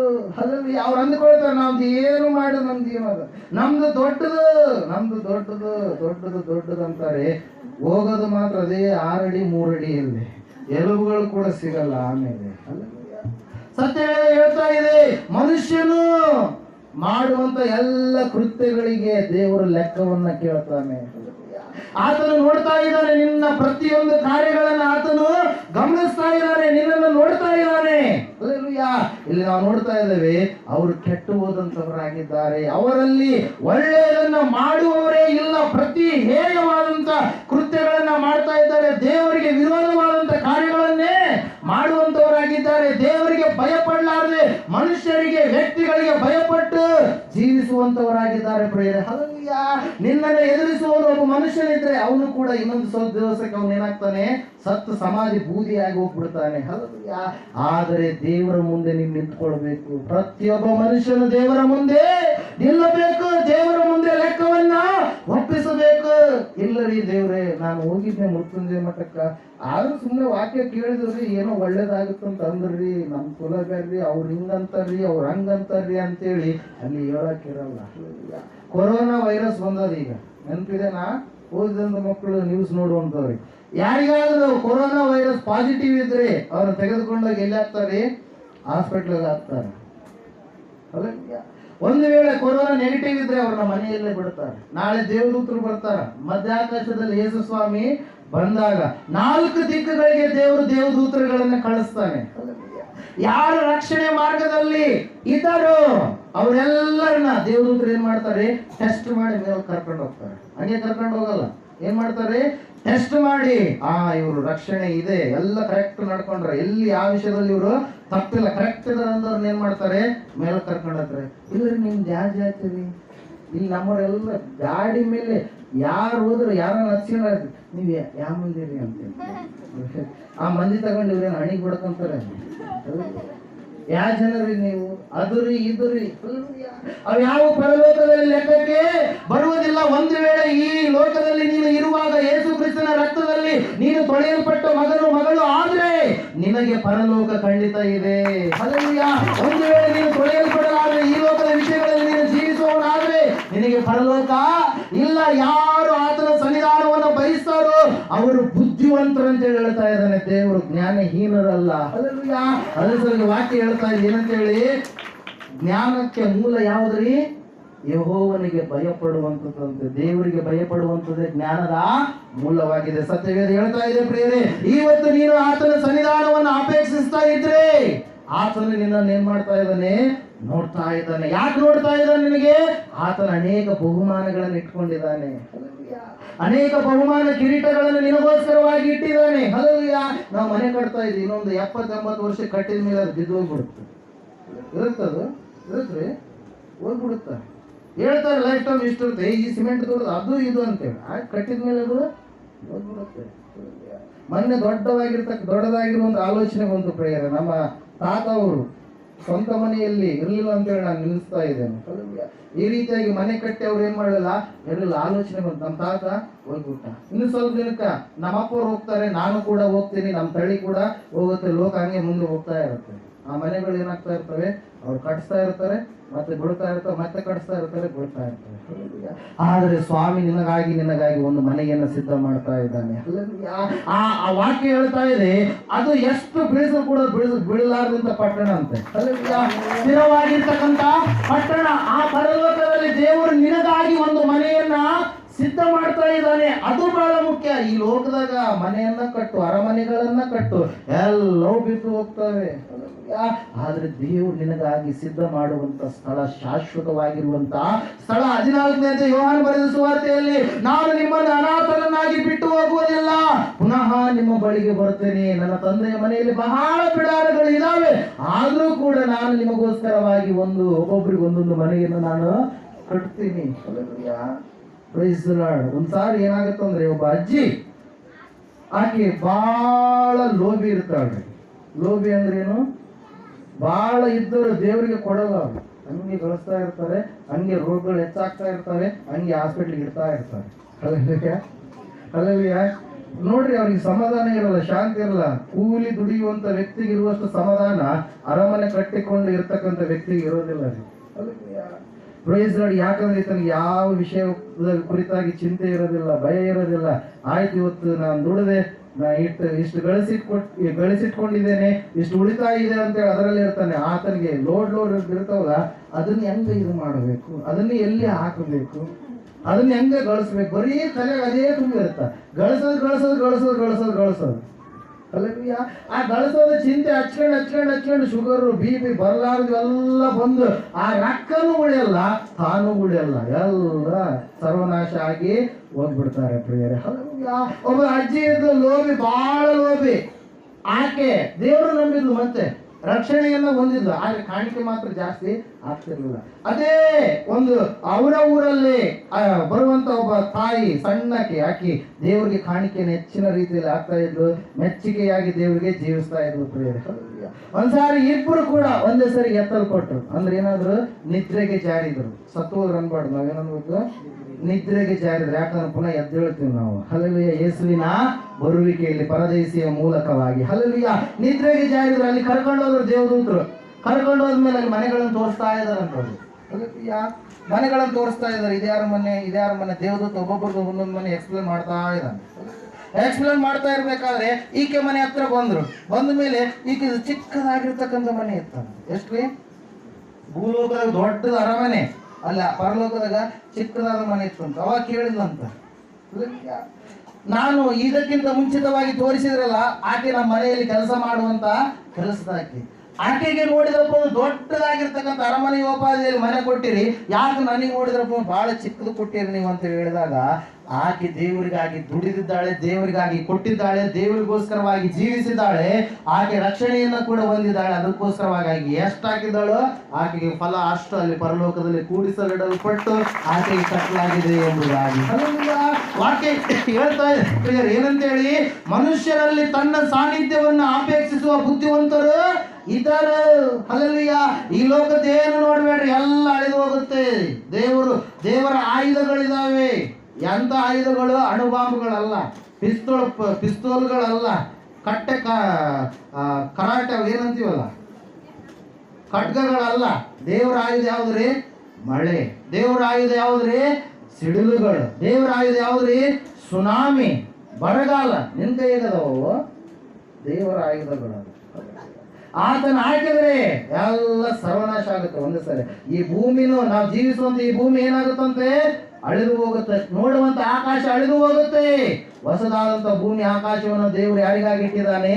ರಕ್ಷಣೆ ಹೊಂದಿದಂತ ಮಕ್ಕಳಿಗಾಗಿ, ದೀಕ್ಷಾ ಸ್ಥಾನ ತೆಗೆದುಕೊಂಡು ಆತನ ಮಕ್ಕಳಾಗಿ, ಆತನನ್ನ ಅಪೇಕ್ಷಿಸುವಂತ ಬುದ್ಧಿವಂತರಿಗಾಗಿ ದೇವರು ಹೊಸದಾದ ಆಕಾಶ, ಹೊಸದಾದ ಭೂಮಿಯನ್ನು ಸೃಷ್ಟಿ ಮಾಡ್ಲಿಕ್ಕಿದ್ದಾನೆ ಪ್ರಿಯರೇ. ಹಲ್ಲೆಲೂಯಾ. ನಿನ್ನ ಕುಲ, ಜಾತಿ, ಮತ ಯಾವುದು ಕೂಡ ನಿನ್ನ ಪರಲೋಕಕ್ಕೆ ಕರೆದುಕೊಂಡು ಹೋಗೋದಿಲ್ಲ. ಹಲ್ಲೆಲೂಯಾ. ನಿನ್ನನ್ನು ಪರಲೋಕಕ್ಕೆ ನಡೆಸುವಂತದ್ದು ಒಂದೇ ಒಂದು, ಯೇಸು ಕ್ರಿಸ್ತನ ರಕ್ತದಲ್ಲಿ ನೀನು ತೊಳೆಯಲ್ಪಟ್ಟಿದ್ದೀಯಾ. ಯೇಸುವಿಗಾಗಿ ನೀನು ಎದುರು ನೋಡ್ತಾ ಜೀವಿಸ್ತಾ ಇದ್ದೀಯಾ. ಯೇಸು ಹೇಳಿದ ಮಾರ್ಗದಲ್ಲಿ ನೀನು ನಡೆದಿದ್ದೀಯಾ. ಆತನ ಬರುವಿಕೆಗಾಗಿ ನೀನು ಸಿದ್ಧಳಾಗಿ ನಿಂತುಕೊಂಡಿದ್ದೀಯಾ. ಅವೆಲ್ಲವುಗಳನ್ನು ನೋಡಿದ ಮೇಲೆ ನಿನಗೆ ಏನ್ ಸಿಗುತ್ತೆ? ಪರಲೋಕ ಸಿಗುತ್ತೆ. ಅಲ್ಲಿ ದೇವರು ನಿನಗೆ ಕಿರೀಟ ತೋರಿಸ್ತಾನೆ. ದೇವರು ನಿನ್ನನ್ನು ಕರೆದು ಎಲ್ಲರ ಮುಂದೆ ನಿನ್ನನ್ನು ಏನ್ ಮಾಡ್ತಾನ್ರಿ? ಹೊಸದಾದ ಹೆಸರನ್ನು ನಿನಗೆ ಕೊಡ್ತಾನೆ ಪ್ರಿಯರೇ. ನಿನ್ನ ಹಳೆ ಹೆಸರುಗಳೆಲ್ಲ ಹೋಗ್ಬಿಡುತ್ತೆ. ಇಲ್ಲಿ ಅಯ್ಯೋ ಕೆಲವ್ರು ಅನ್ಕೊಂತ ಇರ್ಬೋದು, ಇವಾಗೆಲ್ಲ ಲೇಟೆಸ್ಟ್ ಹೆಸರುಗಳು ಬಂದಾವ. ಅಯ್ಯೋ ನನ್ನ ಹೆಸರು ಹೆಂಕಮ್ಮ ಅಂತ ಇಟ್ಟಾರ್ರಿ, ನನ್ನ ಹೆಸರು ಬಸಮ್ಮ ಅಂತ ಇಟ್ಟಾರ್ರಿ, ನನ್ನ ಹೆಸರು ಮಲ್ಲಮ್ಮ ಅಂತ ಇಟ್ಟಾರ್ರಿ. ಎಲ್ಲ ಬರೀ ಮುಂದೆಲ್ಲ ಅಮ್ಮ ಅಮ್ಮ ಅಮ್ಮ ಬಲ್ಬಿಟ್ಟಾರ್ರಿ. ಇವಾಗೆಲ್ಲ ಹೆಸರುಗಳೆಲ್ಲ ಭಾಳ ಲೇಟೆಸ್ಟ್ ಇದಾವ್ರಿ. ಆ ಲೇಟೆಸ್ಟ್ ಹೆಸರುಗಳು ನನಗಾದ್ರೆ ಇಟ್ಟು ಚೆನ್ನಾಗಿರ್ತೈತೆ ರೀ, ಭಾಳ ಚಂದ ಇರ್ತಾರೆ. ಅವ್ರ ಹೆಸರು ನೋಡಿದ್ರಪ್ಪ ಹೆಂಗಿರ್ತಾವ್ರಿ? ಡಿಫ್ರೆಂಟ್ ಇರ್ತಾರೆ. ಅಲ್ಲೆಲ್ಲ ಅದ್ರಂಗ ಅಲ್ಲಿ ದೇವ್ರು ಏನ್ ಕೊಡ್ತಾನೆ? ನಿನಗಾಗಿ ಹೊಸದಾದ ಹೆಸರನ್ನು ಕೊಡ್ತಾನೆ. ಹಲ್ಲೆಲೂಯಾ. ಹೊಸದಾದ ಹೆಸರನ್ನು ನಿನಗೆ ಕೊಟ್ಟು ನಿನಗೆ ಕಿರೀಟವನ್ನ ತೊಡಿಸ್ತಾನೆ. ಸಿಂಹಾಸನದಲ್ಲಿ ತನ್ನ ಪಕ್ಕದಲ್ಲಿ ಆತನು ನಿನಗಾಗಿ ಸಿದ್ಧ ಮಾಡಿರ್ತಕ್ಕಂಥ ಸಿಂಹಾಸನದಲ್ಲಿ ಕೂಡಿಸ್ತಾನೆ. ಹಲ್ಲೆಲೂಯಾ.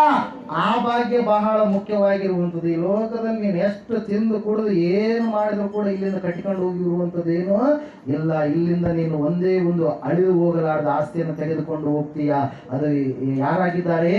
ಯೇಸು ಕ್ರಿಸ್ತನಾಗಿದ್ದಾನೆ. ಯಾರು ಯೇಸು ಕ್ರಿಸ್ತನನ್ನ ಇಲ್ಲಿ ಸಂಪಾದನೆ ಮಾಡಿಕೊಳ್ತಾರೋ ಅವರು ಮಾತ್ರ ಅಲ್ಲಿ ಸಂಪಾದನೆಗೆ, ಆ ಒಂದು ಲೋಕಕ್ಕೆ ಒಳಗಡೆ ಹೋಗೋದಕ್ಕೆ ಅರ್ಹರಾಗಿರ್ತಾರೆ ಪ್ರಿಯರೇ. ದೇವರು ನಿನ್ನ ಸಂಗಡ ಮಾತಾಡ್ತಾ ಇದ್ದಾನೆ.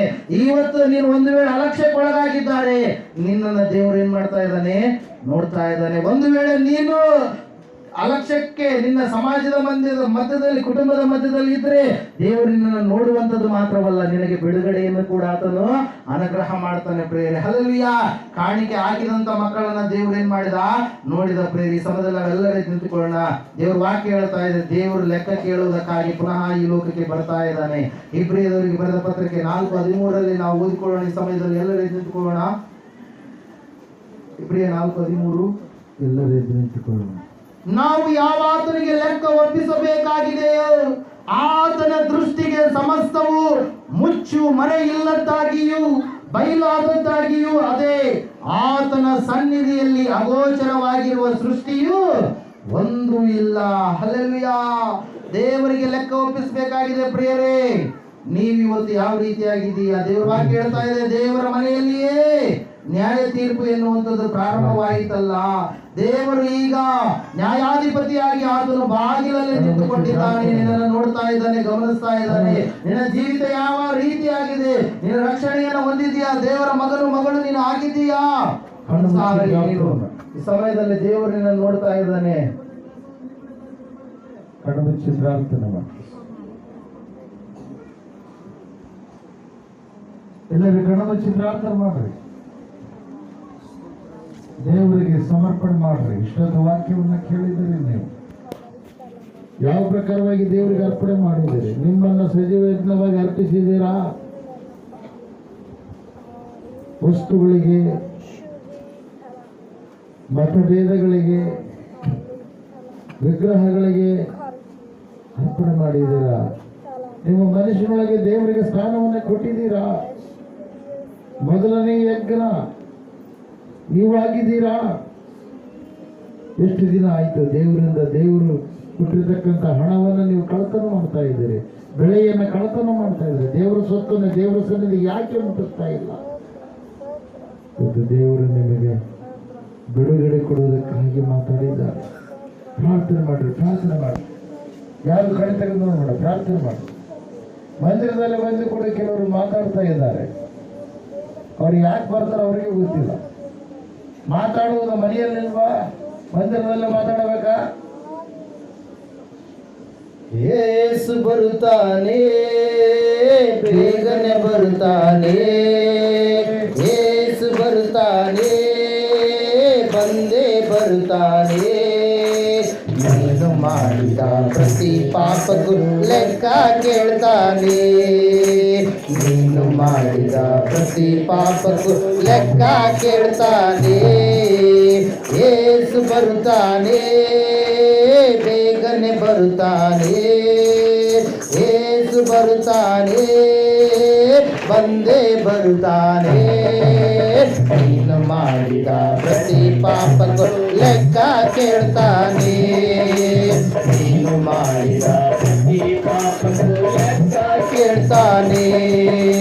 ಪರಸ್ತ್ರೀಯ ನೋಡಿ ಮೋಹಗೊಳ್ತೀರಾ? ಆಕೆಯ ಜೊತೆಗೂಡಿ ವ್ಯಭಿಚಾರ ಮಾಡ್ತೀಯಾ?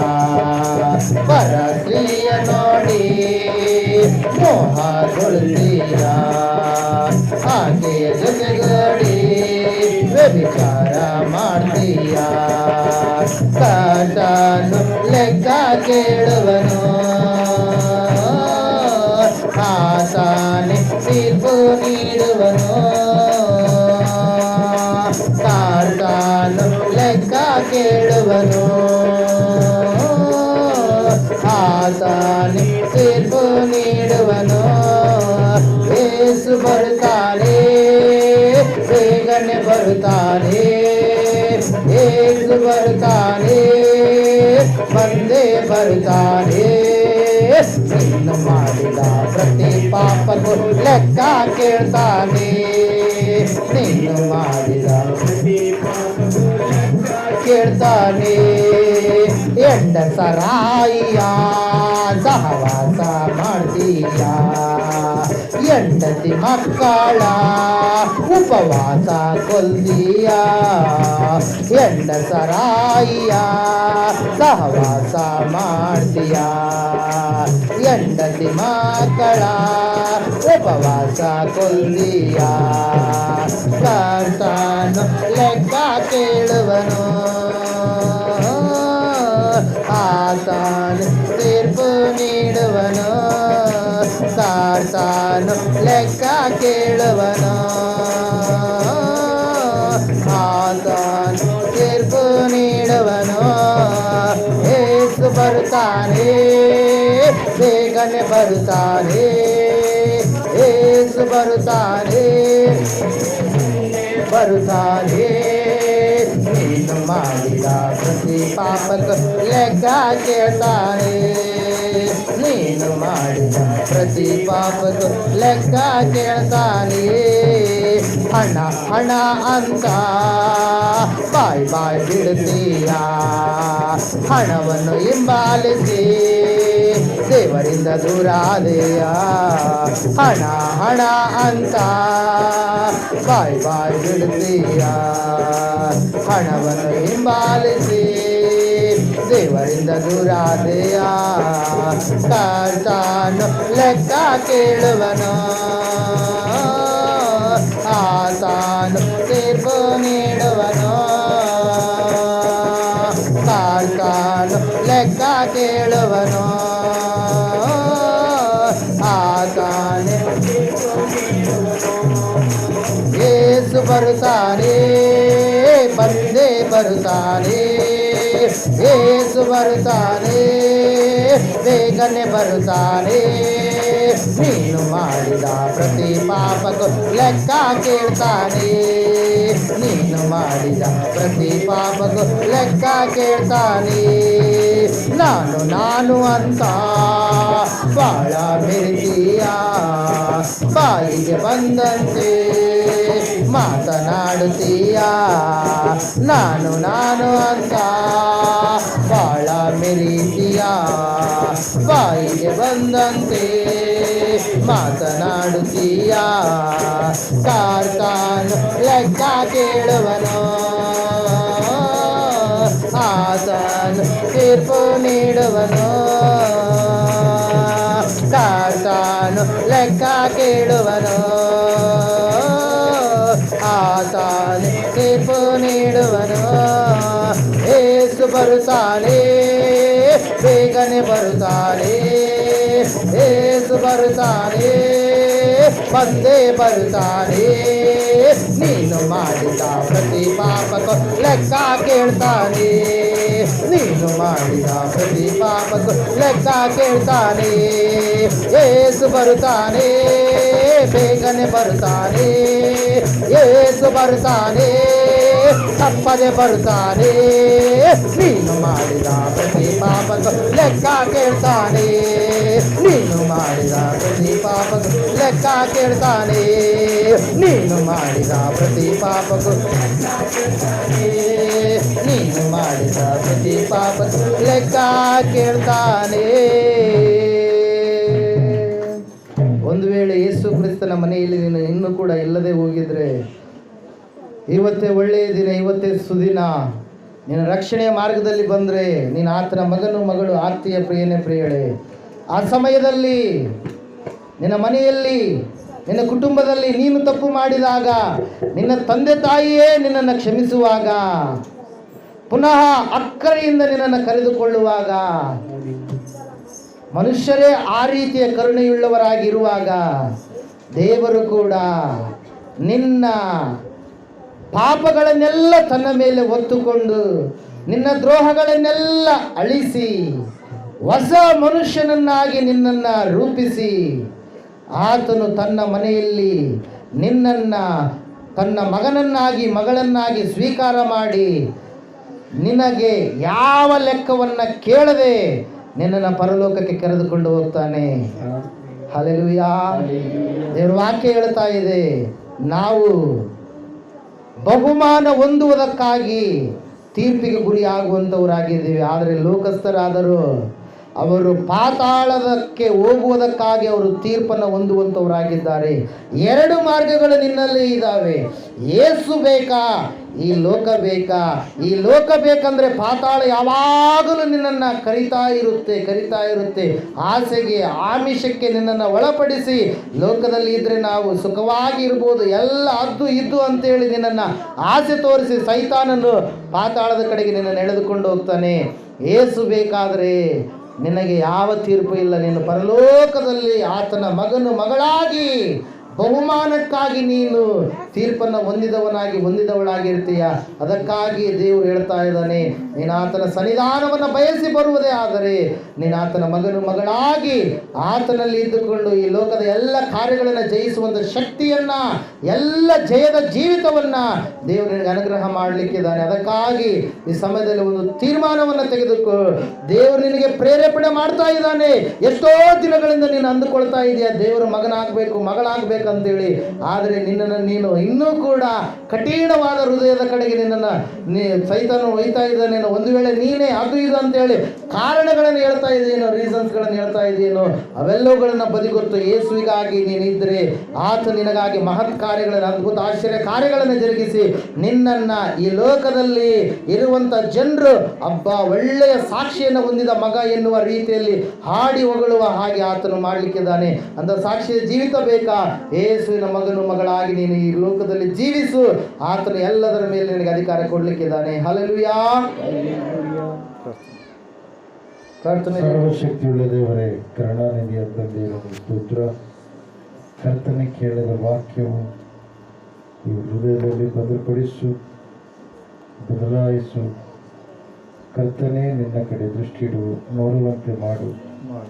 ಸಕಲ ಆಶೀರ್ವಾದಗಳನ್ನು ಹೊಂದಿಕೊಂಡು ಪರಲೋಕ ರಾಜ್ಯಕ್ಕೆ ಬಾಧ್ಯಸ್ಥರನ್ನಾಗಿ ಮಾಡಪ್ಪ. ಸುಭಿಕ್ಷತೆ ಉಂಟು ಮಾಡು ದೇವರಾತ್ಮನೆ. ಪಾಪದಿಂದ ಬಿಡುಗಡೆ ಮಾಡು. ಪಾಪದಿಂದ ರೋಗದಿಂದ ಮರಣ.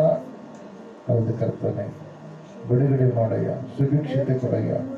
ಎಲ್ಲರೂ ನಿಮ್ಮ ಹಸ್ತಕ್ಕೆ ಕೊಡ್ತಾ ಇದ್ದೇನೆ. ಎಲ್ಲ ಘನಮಾನ ಮಹಿಮೆ ನಿಮಗೆ ಉಂಟಾಗಲಿ. ಯೇಸು ಕ್ರಿಸ್ತ ಮಹಾಪ್ರಭುಗಳ ನಾಮದಲ್ಲಿ ಬೇಡಿ ಹೊಂದಿದೆ ಪರಮ ತಂದೆ. ಸಮಯದ ದೀಕ್ಷೆಗೋಸ್ಕರವಾಗಿ ಬಂದಂಥವ್ರು ಸಿದ್ಧವಾದಂಥವ್ರು ಯಾರಾದರೂ ಇದ್ದೀರಾ?